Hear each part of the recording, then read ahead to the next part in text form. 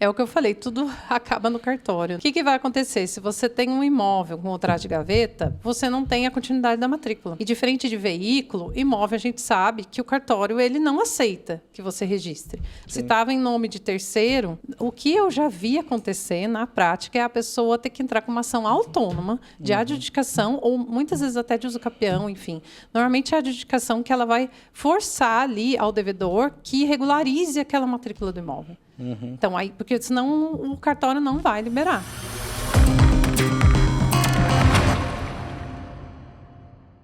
Vamos começar mais um bate-papo jurídico. Hoje eu estou aqui com a doutora Marina Fabretti e o assunto do dia são os riscos que você corre ao adquirir um imóvel em leilão.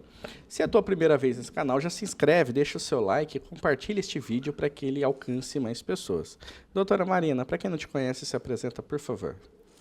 Bom dia a todos. Bom dia, doutor Rafael. Muito obrigada, primeiramente, ao convite de estar aqui somando, né, com esse assunto que é um tanto, não digo novo, mas assim, cheio de preconceitos, estigmas, enfim.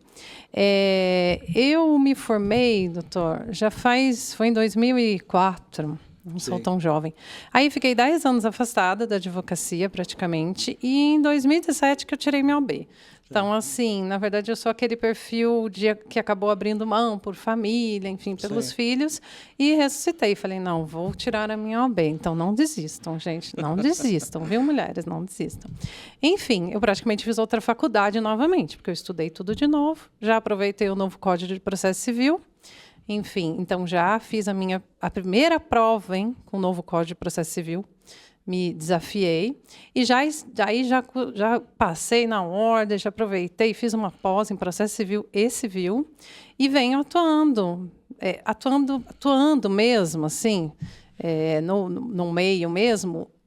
O despertar para mim foi a pandemia. Sim. Por quê? Porque como meu marido trabalha em tempo integral, viaja muito pela empresa, foi aquele momento que ele parou e eu falei, agora é minha vez. Eu acho que a pandemia ela despertou em muita gente isso, né? Ele deu uma virada, Deu uma virada de chave. Então, assim, eu falei, agora é minha vez de voltar para o mercado de trabalho. E aí eu voltei com tudo, porque assim, quando a gente já tem mais de 40, a gente não tem muito tempo a perder, né? Mas enfim. Foi bom, voltou com uma época boa, né? Com maturidade, né? Discernimento e também toda essa bagagem de vida, né? Ainda que um pouco afastado do ambiente jurídico, mas voltou com muita bagagem, né? Sim, com certeza. A maturidade que eu tenho hoje, eu digo que é muito importante para a advocacia, que eu não tinha aos 20 e poucos anos. Então, assim, porque a gente lida com pessoas, né? Não são só normas, né? Então, tem todo esse lado de humanização e entender o lado, tentar ter uma posição mais conciliadora, enfim. E o mundo imobiliário, eu venho até de família, porque meu pai era corretor de imóveis, minha irmã trabalha numa imobiliária, e automaticamente vieram casos para mim, principalmente do quê? Os casos de leilão, que eles procuravam a imobiliária e a imobiliária não tinha um atendimento específico. Porque o que a gente vê muito no mundo imobiliário? A gente vê muitos advogados especializados em direito imobiliário que tratam do leilão de uma forma assim, mais restrita. Então, assim, não são especializados, só trabalham com leilão. E aí despertou para mim essa vontade de me especializar. Falei, nossa, é muito lucrativo, inclusive para mim. Eu, como investidora, comecei a estudar e vi que vale a pena, apesar dos riscos. Sim, e você falou de riscos, né? A gente escolheu falar dele, porque assim... pelo menos nas minhas redes sociais aparecem diversas propagandas de curso, de leilão, enfim, como uma atividade lucrativa, como a senhora mencionou. Só que é lógico, quem está vendendo, eventualmente, omite a maior parte do que está ali escondido, né? As pegadinhas que existem. Como toda atividade econômica tem seu risco, e o leilão ele não é diferente. Ainda mais quem está com esse perfil de investidor, né? De comprar para revender, coisa nesse sentido, né? Sim, com certeza. O que acontece é assim, né? Eu sempre penso assim, tem exageros para ambos os lados. Tem um exagero de quem quer vender, né? Porque vai omitir ali muitos percalços e dificuldades, que realmente muitas vezes é preciso de uma assessoria. E também tem um exagero do outro lado, que é esse estigma de que leilão é um mundo sem lei, que é um faroeste. Isso, inclusive, eu tive conversando com um colega que é leiloeiro há anos em São Paulo. E ele tem um perfil bem claro, bem transparente, é da comissão da OAB de São Paulo, que agora tem uma comissão lá de leilões, né? Então, assim, eu falei, nossa, doutor, eu achei... E ele é advogado também, então eu achei interessante que ele mostra que também não é um mundo sem lei. Sim. Né? Não é, hoje em dia, principalmente leilões de imóveis, são todos online. Então, assim, tem todo um regramento, né? Por quê? Porque antigamente, ou até a parte de veículo, a gente pode dizer que é mais difícil, assim, de você ter uma regra. E tem aquela questão, né? Ai, eu não sei se eu posso até usar esse termo, mas assim, nesse meio é muito perigoso, é uma máfia, né? Sim. Existe muito esse estigma ainda. Tem. E até conversei com ele, eu falei, eu quero entrar na comissão de São Paulo e trazer para cá, criar uma comissão aqui, porque não tem no Vale do Paraíba inteiro, na OAB não tem comissão de leilões, tem de direito imobiliário. Mas que trate especificamente de leilões não tem, para que seja algo mais transparente, para que seja algo que passe mais segurança, e não simplesmente uma venda. Porque o que a gente vê é muito isso mesmo, né? Parece que você entra na internet, só tem gente querendo te vender. Sim. Em cima dessa questão de só tem querendo vender, né? Eu queria puxar o primeiro tópico, assim, que é essa ilusão do baixo preço garantido, né?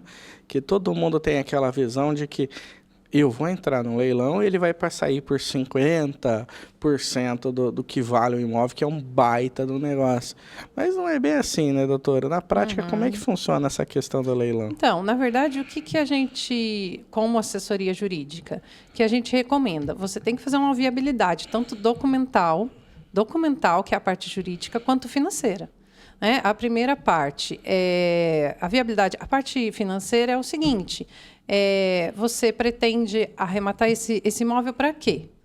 Qual a finalidade? É para aluguel? É para investimento? É para venda? Se tiver um locador lá, você pretende manter esse locador? Tem essa condição? Então, traçar um perfil primeiro do arrematante, ver qual o perfil dele, né, para estudar essa liquidez do imóvel. Também tem essa questão, porque às vezes você arremata um imóvel que não tem liquidez. Então, não adianta ele estar num preço inferior e não ter liquidez, porque ele vai lhe gerar custos. Então, você vai ficar pagando condomínio, você vai ter as custas de manutenção de um imóvel até essa venda, por exemplo, né? Ou até um aluguel. Então, isso, primeira análise do que o arrematante, o que ele pretende. E, né, não menos importante, a análise documental, que aí entraria a assessoria, né? Porque você tem que analisar o edital. Primeira coisa, gente, todo edital tem que ser lido, porque a gente vê muita discrepância de um edital para o outro. Os leilões ainda têm isso, erros, enfim. Então, assim, analisar esse edital minuciosamente, que tem uns itens até que eu vou trazer aqui, que tem que ser vistos, né? E a matrícula do imóvel, porque sempre no leilão vai estar disponível ali a matrícula. Sim. Inclusive, no edital tem que estar a remissão da matrícula. E aí, nessa matrícula, todos os credores, eventuais indisponibilidades, penhoras, hipotecas, elas vão ter que estar nessa matrícula. Né? A matrícula de certidão de ônus, principalmente, porque ela vai mostrar todo esse registro ali. E aí, comparar o que está no edital com o que está nessa matrícula. Né? Aí você pode comparar a questão da descrição do imóvel, primeiramente, os eventuais credores. Por quê? O que a gente faz? Aí já entre outra questão, que é a intimação dos credores. Sim. Todos os credores eles têm que ser intimados do leilão, para que isso depois, posteriormente, não gere uma nulidade. Isso pode gerar nulidade. Então, assim, tudo isso precisa... Acho que uma pessoa leiga é um tanto mais difícil de entender, né? De buscar, tirar certidões corretas, né? Você pode tirar... A gente tira certidão de distribuição de ações. Então, muitas vezes, por exemplo, você tem um imóvel que tem uma questão, por exemplo, de um inventário. Sim. Ou um usufruto. Né? Então, você consegue, tirando essas certidões também de distribuição de ações, você consegue enxergar até coisas que não estão tão claras na matrícula. Não é? Porque se você tem ali hipoteca, são tantas as questões, né? Mas não quero gerar assim um medo.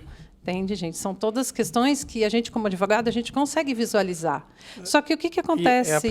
Só para interromper, é importante falar que essas questões que tem dentro do processo, pendências dentro da matrícula, são resolvíveis, boa parte delas, dentro da ação judicial. Sim. Né? Nos casos de leilão judicial, você consegue resolver isso lá dentro. Algumas, eu realmente, já teve cliente que me procurou e eu falei, não. Por exemplo, o usufruto. Usufruto... foge, corram.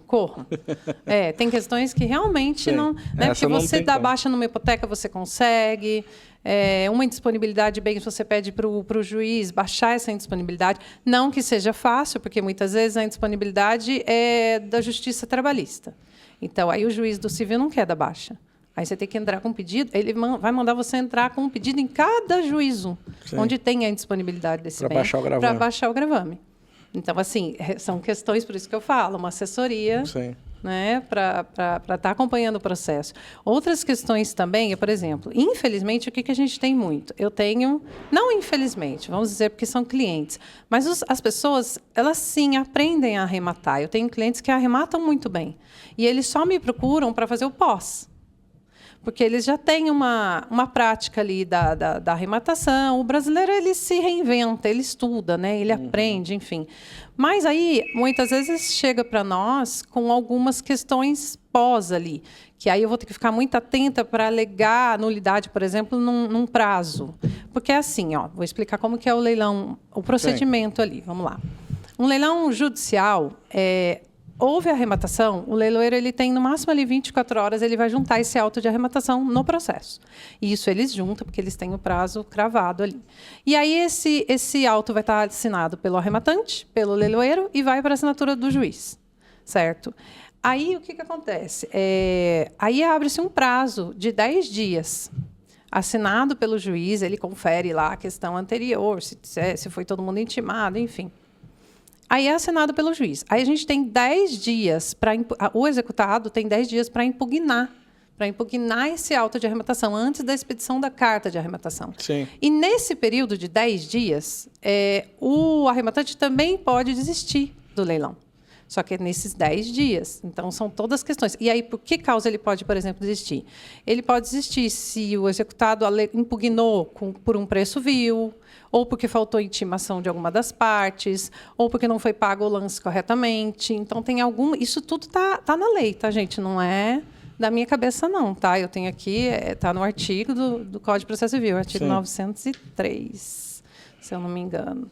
903, parágrafo 5º. Isso mesmo, inciso 1º. São as causas de desistência por parte do arrematante. Sim. Então, você tendo uma assessoria jurídica, você consegue desistir dentro desse prazo. Passou esse prazo, expediu a carta de arrematação, aí só numa ação autônoma.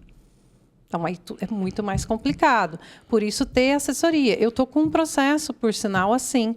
Ele me procurou, ele é um arrematante já, ele tem prática. Ele me procura depois, mas agora ele começou a entender que pode me procurar antes, enfim. Que eu já fiz assessoria prévia de um imóvel para ele, mostrei que não compensava o imóvel, enfim. Mas o último que eu estou cuidando para ele, é um terreno que ele arrematou por um valor maravilhoso, gente. Ele arrematou um terreno por 40 mil, de 250 metros quadrados. Nossa, que benção. Numa região boa, enfim. Só que o que acontece? É uma dívida de execução fiscal, então é um processo físico, é um processo demorado, gente. O juiz demora 2 meses para despachar, para dar um ato ordinatório, o cartorário, enfim. E aí eu tive que ir até lá, porque o leiloeiro peticionou, né, pelo distribuidor, porque é de São Paulo, o auto de arrematação. Aí eu fui procurar, cadê o auto de arrematação? Não foi juntado nos autos. Aí eu acho que eles perderam. Aí eu fui lá, eu falei, já começou a atuação do advogado. Porque eu falei, gente, espera aí, isso aqui está bagunçado. Aí o processo foi para digitalização, ficou 6 meses com o prazo suspenso. Sorte que esse meu cliente não tem pressa, porque é um terreno e ele está só valorizando. Enfim, aí eu me surpreendi agora com o quê? Não surpreendi não, porque eu estou acompanhando o processo. Como ficou suspenso o prazo, a empresa impugnou essa arrematação, porque demorou muito para eles certificarem os prazos, enfim. E aí surgiu uma impugnação de preço vil.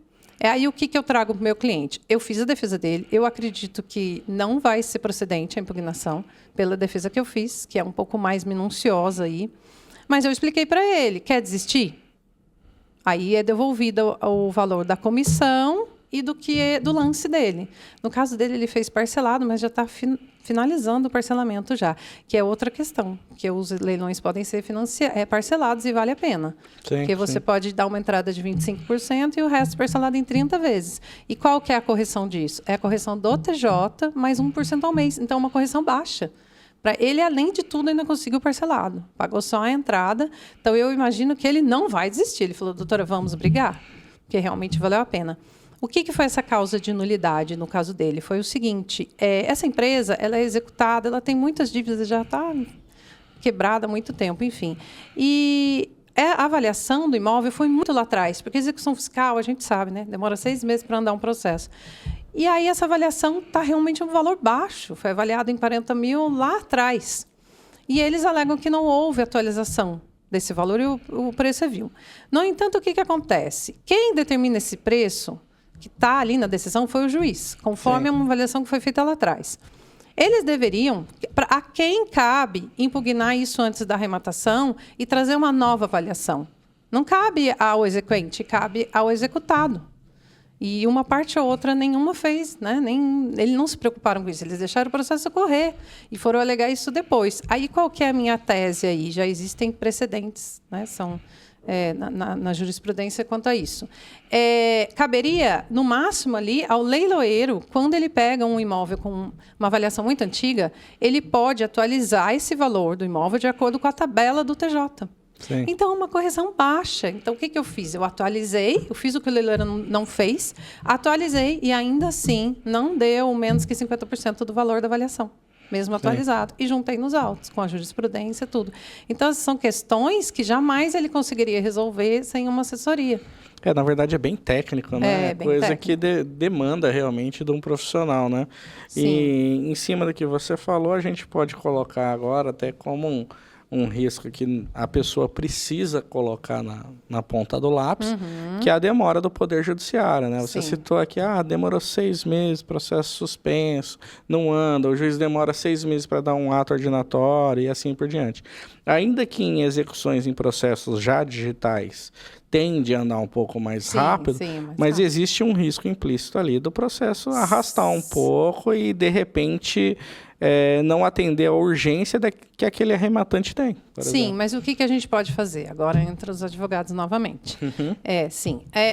Num processo, é que esse meu cliente ele realmente não tem pressa. O imóvel dele está valorizando, mas essa semana eu vou atrás, vou ter que despachar diretamente com o juiz, porque, independente da impugnação da empresa, ele tem direito à expedição da carta. Porque o que acontece? A arrematação ela é uma forma de aquisição originária de propriedade. Então, independente dos ônus, é direito dele. Ele adquiriu aquele imóvel de boa fé. Então, eu já conseguiria essa expedição de carta. E isso eu vou atrás e vou ter que despachar diretamente com o juiz, né, para agilizar isso aí. Em outros processos, o que a gente tem? Logo que sai essa expedição da carta, o que a gente já pode pedir? A gente já pede, na verdade. Quando o imóvel está ocupado, a gente já pede um mandado de emissão nessa posse, dentro do próprio processo quando é judicial, então é mais rápido ainda. Aí o juiz vai dar, no máximo, aí ele pode dar até 60 dias para desocupar. Normalmente ele dá, assim, por exemplo, o último que eu peguei, esse era extrajudicial, mas foi 15 dias para desocupação voluntária, 15 dias com reforço policial. Sim. Então, o que é melhor ser feito? Nem esperar muito tempo. O imóvel está ocupado, já procurou um advogado e, se for extrajudicial, tem que entrar com uma ação. Aí é uma ação de emissão na posse. É uma ação autônoma. Mas o que acontece? Ela é rápida, porque você pede em liminar e o juiz dá. Ele dá por quê? E nesse processo, inclusive, tem um pedido de anulação junto à Caixa, por nulidade de citação. Mas o juiz não acolheu, porque a decisão dele é assim, a liminar. Independente dessa ação autônoma de nulidade, existe o direito do arrematante. Ele é um terceiro aí de boa fé. Então, essas ações não se conectam. Sim. Porque eu aleguei isso, né? Olha, Vossa Excelência, tem um processo, eu já sabia que ele não ia colher. Tem um processo de nulidade correndo na Justiça Federal, mas não, doutora, elas não são conexas. E isso é unânime. Isso não tem discussão. Realmente, o que pode acontecer posteriormente, se for anulado, é o arrematante ser indenizado.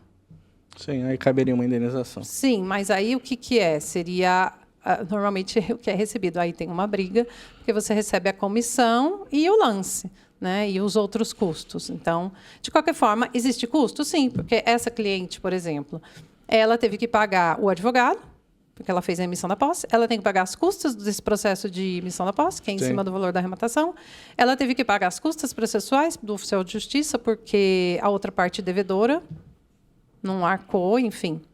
Então, isso tudo a gente consegue fazer uma prévia de custos, né? A gente já sabe que vai ter que recolher o ITBI, tem as custas de cartório, se está ocupado, provavelmente pode ser esses custos da emissão da posse. Então, dá para a gente já fazer, sim, até muitos vendem a tal da calculadora de leilão, né? Sim, que nessa calculadora você já consegue fazer uma viabilidade. Se faz sentido como investimento, né? Sim, também. Mas dá também para você fazer essa viabilidade financeira e de liquidez. Sim. Mas, sim, precisa ser colocado no papel. Eu falo assim que eu tenho muito costume de anotar tudo, enfim. E no leilão é importante você ter um checklist. Então, a gente já tem até um manual. Eu tenho um checklist do perfil do arrematante, um checklist de custos, um checklist de documentação, tudo que foi analisado que não foi. Né? E dentro do que você está falando muito de custos, né? Tem um risco implícito em leilão, que são aqueles débitos que eles morrem com o próprio leilão, né? O credor subroga, né, no valor arrematado, né? E tem aqueles que não morrem com o leilão. Então, vamos lá. Isso é interessante. A gente chama assim, as dívidas que acompanham o imóvel são as dívidas próprio terreno. Sim. Elas acompanham o imóvel. Normalmente, quais são as que a gente conhece mais? E essas são preocupantes. IPTU hoje em dia nem tanto, mas o condomínio. Esses são os principais, né? Então, por exemplo, se há um leilão que o credor é a Caixa, foi uma alienação fiduciária não paga, a primeira coisa que você vai procurar é o condomínio. Então, é interessante entrar... Interessante não, é importantíssimo. Entrar em contato com a administradora do condomínio. Algumas não fornecem a dívida por questão da LGPD. Sim. Então, a gente faz contato direto com o jurídico para entender quanto que é essa dívida, para já colocar nessa viabilidade. Porque o arrematante já sabe que o condomínio ele vai ter que saldar esse condomínio. O condomínio não tem como escapar mesmo, a não ser que o credor é o próprio condomínio e já vai estar subrogado na arrematação. E aí a gente entra com uma questão também, alienação fiduciária. Eu estou com um caso agora que é assim, o credor é o condomínio, uma ação de cobrança, um cumprimento de sentença, só que o imóvel estava alienado. Ela tinha uma dívida alta ainda desse imóvel. E aí, o que acontece? A gente chama de direito aquisitivo. Não é um leilão de propriedade, é um leilão de direito aquisitivo. Normalmente, num leilão de direito aquisitivo, o arrematante ele passa a ser ele assume esse financiamento. Né? Porque, na verdade, você está alienando só o direito, é o que já foi pago naquele imóvel, porque o restante ainda é dívida com o banco. E nesse processo, o que aconteceu? A Caixa ela entrou num concurso de credores, porque é aberto nesses casos, a gente tem um concurso de credores. A Caixa ela foi intimada, porque todos os credores precisam ser intimados, até para eles poderem se habilitar nesse concurso de credores. Ela costumou agravar, porque existe uma briga do condomínio com a Caixa, porque eles viram que não ia saldar as duas dívidas. A Caixa perdeu, quem deu entrada foi o condomínio, o juiz deu ao condomínio, enfim. E sobrou aí um remanescente. E o que acontece? Esse arrematante, até então, ele não assumiu essa dívida ainda. Mas eu entro pela devedora nesse caso, peticionando nos autos e mostrando, olha, esse direito aquisitivo, essa alienação, ela estava descrita no edital. Ela estava descrita no edital. E o que pode acontecer aí? Até no auto de arrematação desse processo, é engraçado que tem uma cláusula do leiloeiro destacando assim que os ônus, tais ônus não são do arrematante. Aí ele coloca em artigos lá, o artigo do CTN, que fala do IPTU, ele coloca bem técnico, assim, né, que para um leigo seria difícil de identificar. Mas ali ele coloca, inclusive, a alienação fiduciária. Aí ele pede ao juiz que, em caso de assunção, de não retirada desse ônus, que seria caso de desistência do arrematante. Só que qual o problema esse arrematante vai ter, na verdade? Mesmo que o juiz conceda a ele que esse ônus não passe para ele na hora de registrar esse imóvel. Porque aí você tem uma alienação ali. Né? E o banco não costuma perder. Então, aí ele vai ter uma briga para registrar esse imóvel. Sim. Que normalmente a dificuldade é depois, registrar o mesmo, né? A gente tem que ter a ordem do juiz. Aí o juiz vai ter que fazer um ofício para enviar ao cartório, liberando ele desse ônus. Mas aí tem uma briga com o banco também. A minha cliente, a devedora, ela tem muita dívida, então ela não vai saldar isso. E aí, para quem fica esse remanescente? Via de regra, se está no edital, ficaria para o arrematante. Sim. Então, eu já estou vendo uma briga aí futura, porque quando ele for registrar, ele vai ter esse empecilho, que vai estar ali no registro do imóvel. Então, são questões todas para serem analisadas, assim, mais profundas, né? E uma coisa que eu queria te perguntar, doutora, o brasileiro adora um contratinho de gaveta, né? Acho que ele enfia em vários lugares, tem contratinho de gaveta, firma reconhecida, etc. Às vezes tem pessoas que têm aquela cadeia de contrato de gaveta, né? Sim, e aí a gente perde a continuidade da matrícula. Exato. E daí, nesses casos, né, não é incomum que um imóvel que era de contrato de gaveta acaba sendo alienado, ou eventualmente alguém descobre por conta que constou num inventário os direitos sobre determinado imóvel e esses direitos vão a leilão. Como é que fica essa salada toda aí? Então, aí começa, né? Enfim, é o que eu falei, tudo acaba no cartório, né? O que vai acontecer? Se você tem um imóvel com contrato de gaveta, você não tem a continuidade da matrícula. E diferente de veículo, imóvel a gente sabe que o cartório ele não aceita que você registre. Sim. Se estava em nome de terceiro, com um contrato de gaveta. O que eu já vi acontecer na prática é a pessoa ter que entrar com uma ação autônoma de adjudicação ou muitas vezes até de uso capião, enfim. Normalmente é a adjudicação que ela vai forçar ali ao devedor que regularize aquela matrícula do imóvel. Então, porque senão o cartório não vai liberar. Dificilmente ele vai liberar, ele não vai liberar um registro de um imóvel de forma assim, sem essa continuidade da matrícula. Então, isso é uma questão também a ser analisada. A primeira coisa, uma das primeiras coisas que a gente pede, que a gente olha, quem é o proprietário na matrícula? O que a gente olha ali na matrícula? Quem são os credores que estão ali? Quem é o proprietário que está ali e o que está ali coincide com o que está no edital?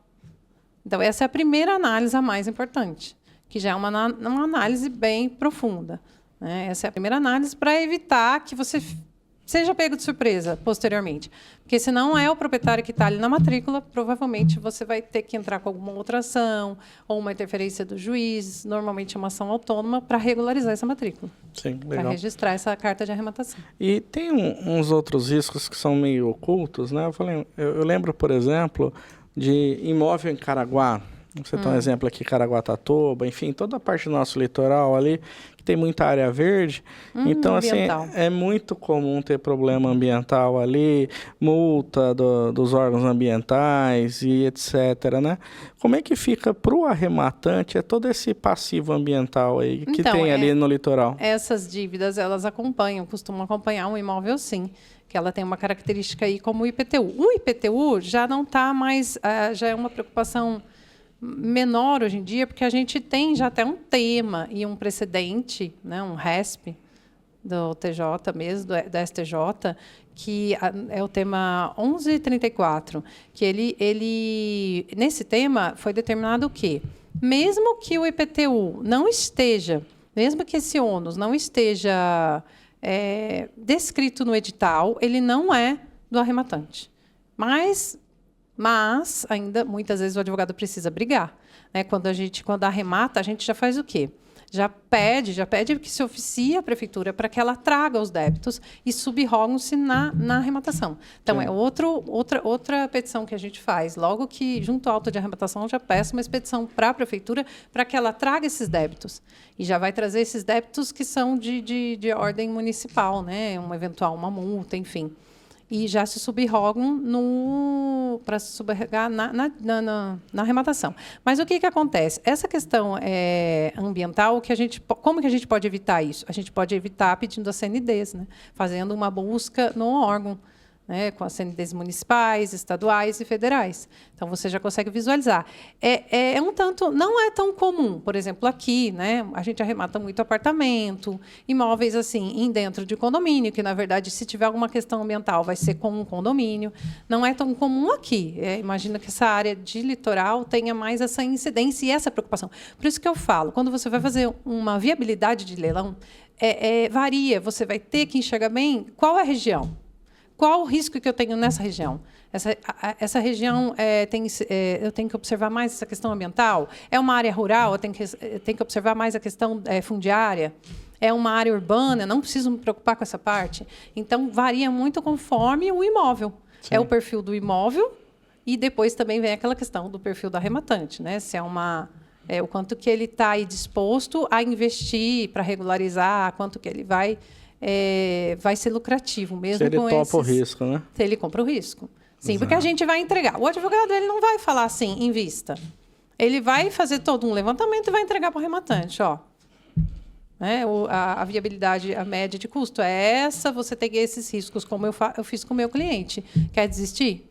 Daí ele falou, não, foi muito lucrativo para mim, doutora, vamos brigar. Falei, então, vamos, se o juiz não aceitar minha defesa, vamos apelar, enfim. Ele quer brigar, porque para ele foi muito lucrativo ainda. Aí, doutora, eu guardei a última dúvida, que eu acho que é a mais importante, a que mais me incomoda, pelo menos, quando eu falo de leilão, que é aquele lá, né? Você vai comprar o imóvel no estado em que se encontra. Eu acho que esse é o maior risco, né?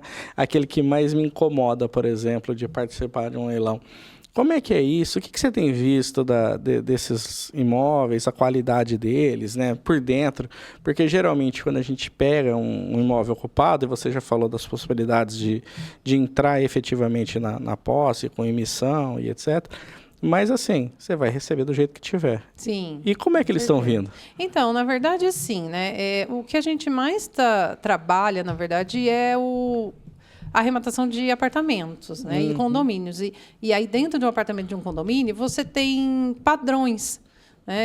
Então, assim, mesmo que tenha alguma coisa, algum desgaste, ele não vai ser estrutural, ao menos. Né? Porque se a pessoa destruiu um imóvel a ponto de mexer com uma parte estrutural de um condomínio, ela vai ser punida por isso. Então, a gente já fica mais seguro quando é um apartamento e dentro de um condomínio. Mas o que a gente consegue fazer é uma pesquisa in loco, com certeza, né? O advogado, com toda a sua, né, a sua coragem, a sua lábia, conversar com o administrador do condomínio, conversar com o vizinho, ir in loco para ter uma ideia do imóvel. Realmente, casas fechadas já tem que somar aí que você pode ter uma surpresa. Enfim, mas a gente vai até o local, com certeza. E, na verdade, olha, eu nem digo que eu tenho... Por exemplo, esse meu cliente que é arrematante, quando ele chega para mim, ele já está assim, ele já conhece o vizinho de um lado, o vizinho do outro, ele já sabe se tinha alguém lá dentro. Eu falei, meu Deus, porque ele já faz essa pesquisa. Sim. Então, é interessante, antes de arrematar mesmo, fazer essa pesquisa in loco também. Que é, assim, buscar síndicos, vizinhos, ver se tem inquilino, enfim. Normalmente, quando tem inquilino, vai estar descrito, né? Porque até o leilão, por exemplo, extrajudicial, ele tem que determinar se essa desocupação é por conta da Caixa ou por conta do arrematante. Sim. Então, você já tem uma ideia disso aí. Até tem uma questão interessante, que é essa questão do inquilino, né? Se você mantém o inquilino, se você pode tirar o inquilino, enfim. Via de regra, são 90 dias. Uma notificação, se for uma locação indeterminada. Agora, se tiver um prazo de vigência determinado, registrado, aí você já vai ter que mais dificuldade, vai ter que negociar mesmo, fazer um acordo com o inquilino ou manter a manutenção do inquilino. Olha, já entrei em outro tema. A gente começa a falar e já é assim, entende? E o leilão de imóveis, ele é um assunto muito vasto. Né? Então, a gente poderia ficar aqui horas conversando, até porque não passamos nada dos nossos tópicos ainda. Nossa. Né? Tem bastante coisa. É. Só que a gente já estourou o nosso tempo. Então, gente, assim, eu agradeço demais a senhora ter vindo aqui. Eu ia falar tantas mais coisas, gente. Não, tem coisa pra caramba pra falar, que nem eu falo. Meia horinha passa rápido. Então, assim, já fica um convite para no futuro a gente renovar outros aspectos do leilão de imóveis, né? E eu vou abrir o microfone para a senhora se despedir. Por que eu sugeri esse tema? Eu sugeri leilão, e aí mais com foco nos riscos.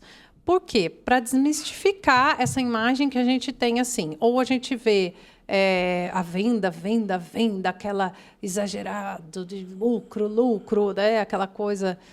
que a gente sabe que não é real, ou então a gente tem aquela imagem, nossa, não entra nisso, que é uma máfia, que é um faroeste. Então, assim, ter trazer um material que demonstre mais segurança, para que as pessoas entendam que pode haver um equilíbrio aí, que sim, pode ser lucrativo. Né? Isso eu vejo tanto que eu tenho clientes que arrematam, que já vêm aí de uma experiência, e estou trazendo isso até para mim, porque é a hora que o advogado pensa, nossa, é lucrativo. Então, assim, vale a pena. Sendo feito de uma forma segura e bem assessorada, vale a pena. E a gente está numa tendência, gente, de ter mais imóvel ainda, porque, infelizmente, o número de endividados no país só aumenta. Então, a gente tem muito imóvel para leilão e pela facilitação do crédito também, que esse ano tem uma tendência de facilitação de crédito. Então, vai ter mais imóvel financiado, mais compra de imóvel. E o valor que só valoriza, né? Imóvel só valoriza. A gente vê pelos aluguéis que só aumentam. Então, não é uma área que assim não tem como dizer que não, você vai investir em imóvel e não vai ser lucrativo e que não é uma área boa de investimento. É uma área boa de investimento, mas precisa ter técnica e ser feita de forma segura. Legal. Se você chegou até o final desse episódio, vale a pena você ser membro desse canal e contribuir com R$5 por mês para apoiar o nosso trabalho e garantir que novos episódios sejam produzidos. Até a próxima!